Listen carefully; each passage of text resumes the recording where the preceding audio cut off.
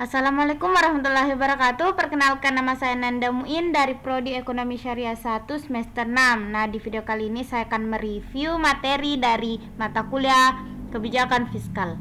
Enjoy guys. Jadi pertama-tama saya akan menjelaskan sedikit mengenai apa itu kebijakan fiskal. Perlu teman-teman ketahui bahwa kebijakan fiskal itu adalah kebijakan yang dikeluarkan oleh pemerintah dalam rangka untuk mengontrol pengeluaran dan penerimaan negara.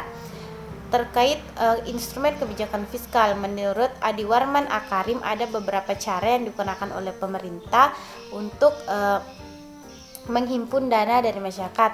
Yang pertama yaitu dengan cara mendirikan sebuah usaha seperti perusahaan lainnya, di mana pemerintah juga bisa mendirikan usaha, misalnya membuat sebuah badan usaha milik negara. Kemudian yang kedua, perpajakan. Penghimpunan dana yang paling banyak yang dilakukan oleh pemerintah yaitu menghimpun pajak yang dibayarkan oleh masyarakat. Nah, pajak ini ada beberapa bentuk, ada pajak pendapatan, pajak bangunan, dan pajak lain-lain. Kemudian yang ketiga yaitu meminjam uang. Jadi pemerintah dapat melakukan peminjaman uang dari masyarakat ataupun dari sumber-sumber lainnya, tetapi dengan syarat pemerintah harus membayarkannya kembali di kemudian hari. Selanjutnya mengenai sumber-sumber penerimaan negara. Jadi menurut Undang-Undang RI Nomor 17 Tahun 2003 tentang Keuangan Negara, pendapatan negara dan hibah adalah semua penerimaan negara yang berasal dari penerimaan perpajakan, penerimaan negara bukan pajak, serta penerimaan hibah dari dalam negeri dan luar negeri. Yang pertama mengenai penerimaan perpajakan. Jadi penerimaan perpajakan adalah sebuah penerimaan, semua penerimaan yang terdiri dari pajak dalam negeri maupun pajak dari luar negeri, yang mana saat ini pajak menjadi pendapatan negara terbesar. Kemudian yang kedua yaitu penerimaan negara bukan pajak atau PNBP. Ada semua penerimaan yang diterima oleh negara dalam bentuk penerimaan dari sumber daya alam, kemudian dari usaha-usaha pemerintah, serta penerimaan negara bukan pajak lainnya. Sebagai salah satu sumber pendapatan negara, PNBP memiliki peran yang cukup penting dalam menopang kebutuhan pendanaan anggaran dalam APBN, walaupun sangat rentan terhadap perkembangan berbagai faktor eksternal. Kemudian yang ketiga mengenai penerimaan hibah dari dalam negeri dan luar negeri.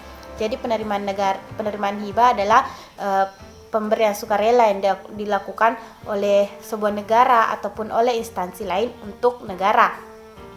Hibah ini bisa dikatakan sebagai penerimaan negara digunakan untuk investasi atau dilakukan pengembangan terhadap dana itu. Tetapi hibah dikatakan bukan sebagai penerimaan negara jika uangnya hanya digunakan untuk bantuan sosial atau tidak menghasilkan sesuatu. Kemudian ada beberapa pengeluaran negara. Yang pertama yaitu ada yang dimaksud dengan pengeluaran negara pusat, misalkan untuk belanja modal, belanja pegawai dan lain sebagainya. Kemudian ada pengeluaran untuk pembiayaan, misalkan untuk obligasi pemerintah, untuk pembayaran pokok pinjaman luar negeri. Kemudian ada juga untuk pemerintah daerah provinsi, misalkan untuk belanja operasi, belanja barang dan jasa. Dan ada juga bagi hasil pendapatan ke kabupaten atau kota. Selanjutnya terkait dari jenis-jenis dari kebijakan fiskal. Ada 4. Yang pertama yaitu ada pembiayaan fungsional, yaitu kebijakan yang berfungsi untuk mengendalikan dan mempertimbangkan anggaran pembelanjaan pemerintah dari berbagai macam akibat yang ditemukan secara tidak langsung terhadap pendapatan nasional.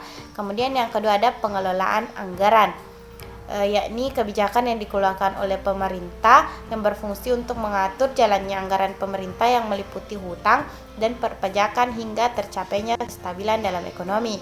Kemudian yang ketiga ada stabilitas anggaran otomatis, yang dapat diartikan sebagai upaya untuk tetap mempertahankan keadaan dan kondisi perekonomian yang sudah bagus dengan cara menyesuaikan anggaran yang dimiliki negara. Kemudian yang keempat ada kebijakan anggaran seimbang, yaitu kebijakan fiskal yang dikeluarkan oleh pemerintah dengan cara mengendalikan pembelanjaan dan pendapatan yang berimbang atau sama-sama besar antara pengeluaran dan penerimaan. Baik, materi kedua mengenai kebijakan fiskal sebagai produk politik.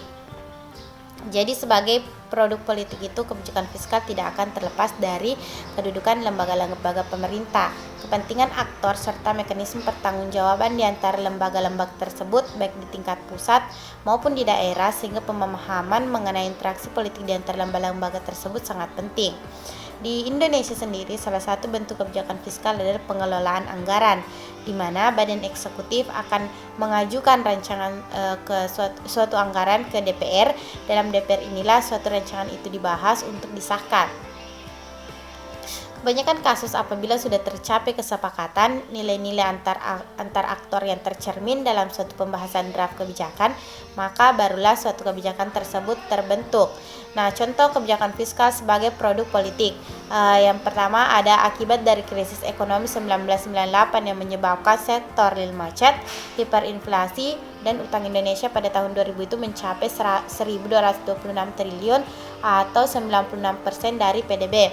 Nah, utang tersebut hampir seluruhnya ditimbulkan karena utang dalam negeri dalam jumlah yang besar akibat dari upaya untuk menyelamatkan sektor perbankan yang kacau balau pada saat itu. Jumlah utang dalam negeri terakumulasi sebesar 643 triliun, timbulnya akibat 3 kebijakan pokok atau kebijakan fiskal yang diambil dari pihak pemerintah untuk menopang perbankan yang kepada saat sedang krisis. Di antaranya itu adalah kebijakan BI, di mana kebijakan penjamin bank, kebijakan rekapitulasi, kebijakan BLBI guna untuk mengatasi kelangkaan likuiditas yang akut sebagai akibat dari arus dana yang keluar yang semakin membesar dalam perekonomian. Kebijakan penjaminan bank guna mengatasi krisis kepercayaan, yakni dengan memberikan jaminan penuh kepada nasabah dan kepada mereka yang bertransaksi dengan bank. Rekapitulasi bank adalah bagaimana membuat agar bank-bank yang tersisa beroperasi secara normal. Kemudian ada aspek politik dan kebijakan fiskal. Instrumen kebijakan fiskal adalah penerimaan dan pengeluaran pemerintah. Jika pajak diturunkan, maka kemampuan daya beli meningkat dan industri dapat meningkatkan jumlah output. Dan sebaliknya, jika kenaikan pajak akan diturunkan, maka jika terjadi kenaikan pajak, maka itu akan menurunkan daya beli masyarakat serta menurunkan output industri secara umum. Politik ekonomi, kebijakan fiskal konvensional seperti yang diterapkan di Indonesia ini menempatkan pertumbuhan ekonomi sebagai asas atau sasaran yang harus dicapai perekonomian nasional. Kemudian ada lembaga-lembaga yang melahirkan kebijakan fiskal. Yang pertama ada presiden, yang mana adalah suatu nama yang digunakan untuk pimpinan suatu negara. Kemudian yang kedua ada menteri, adalah jabatan politik untuk memegang suatu jabatan publik signifikan dalam pemerintah. Kemudian ada DPR. DPR di sini adalah salah satu lembaga tinggi dalam negara yang sistem ketatanegaraan Indonesia ini merupakan lembaga perwakilan rakyat. DPR terdiri dari anggota partai politik peserta pemilihan umum yang dipilih melalui pemilihan umum. Kemudian ada Bank Indonesia, yang mana sebagai bank sentral BI ini mempunyai tujuan tunggal, yaitu mencapai dan memelihara kestabilan nilai rupiah. Kestabilan nilai rupiah ini mengandung 2 dimensi, yaitu kestabilan nilai mata uang terhadap barang dan jasa domestik serta kestabilan terhadap mata uang negara lain atau kurs. Kemudian ada BPK atau Badan Pemeriksa Keuangan, ada lembaga negara dalam sistem ketatanegaraan Indonesia yang memiliki kewenangan memeriksa pengelolaan dan tanggung jawab keuangan negara. Kemudian ada juga mengenai kedudukan serta mekanisme pertanggungjawaban lembaga. Yang pertama ada kedudukan lembaga pemerintah. Presiden selaku kepala pemerintah memegang kekuasaan pengelolaan keuangan negara sebagai bagian dari kekuasaan pemerintahan. Nah, kekuasaan tersebut meliputi kewenangan yang bersifat umum dan yang bersifat khusus. Kemudian ada rekayasa politik. Dana transfer ke daerah secara nominal terus mengalami peningkatan dan jika dilihat dari pertumbuhannya menunjukkan pertumbuhan yang selalu positif. Peningkatan dan transfer ke daerah diakibatkan oleh peningkatan gaji PNS, peningkatan pendapatan untuk bagi hasil, dan penambahan jumlah daerah otonom baru dan sebagainya.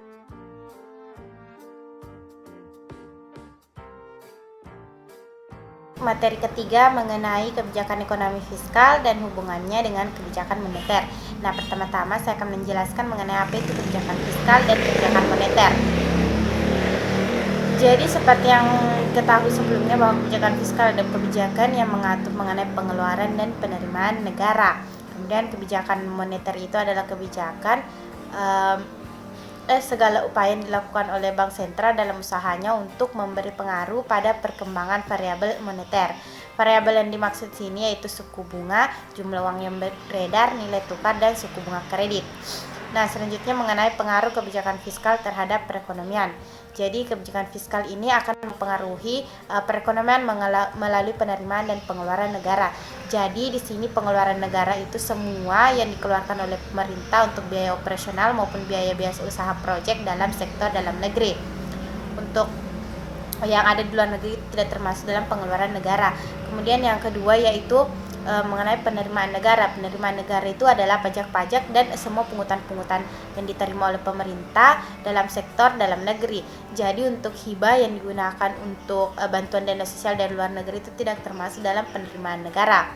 Kemudian ada pengaruh kebijakan moneter terhadap perekonomian. Pada dasarnya kebijakan moneter itu ditujukan agar likuiditas dalam perekonomian berada dalam jumlah yang tepat sehingga dapat melancarkan transaksi perdagangan tanpa menimbulkan tekanan inflasi.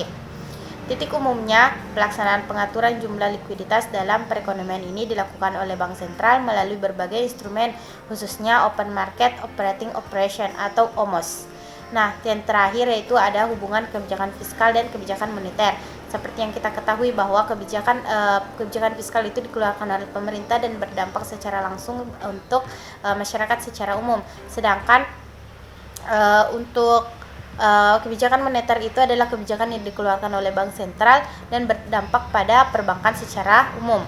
Nah, jika dikaitkan keduanya, kita ambil contoh misalkan dalam pandemi ini pemerintah mengeluarkan sebuah kebijakan mengenai keuangan, misalkan adanya bantuan langsung tunai yang kemudian kebijakan ini diteruskan ke perbankan ataupun yang bank yang menjadi mitra dari pemerintah. Nah, itulah hubungan dari kebijakan moneter dan kebijakan fiskal, di mana kebijakan fiskal ini pemerintah ataupun presiden mengeluarkan kebijakan, kemudian meneruskannya ke perbankan yang menjadi mitra dari pemerintah. Baik, materi keempat mengenai hubungan fiskal antar pemerintah. Nah, untuk subnya yang pertama ada hubungan fiskal antar pemerintah pusat, di mana presiden selaku kepala pemerintahan memegang kekuasaan pengelolaan keuangan negara sebagai bagian dari kekuasaan pemerintah. Salah satunya itu APBN. APBN merupakan wujud pengelolaan keuangan negara yang ditetapkan tiap tahun dengan undang-undang. APBN terdiri atas anggaran pendapatan, anggaran belanja, dan pembiayaan. APBN disusun sesuai dengan kebutuhan penyelenggaraan pemerintahan negara dan kemampuan dalam menghimpun pendapatan negara.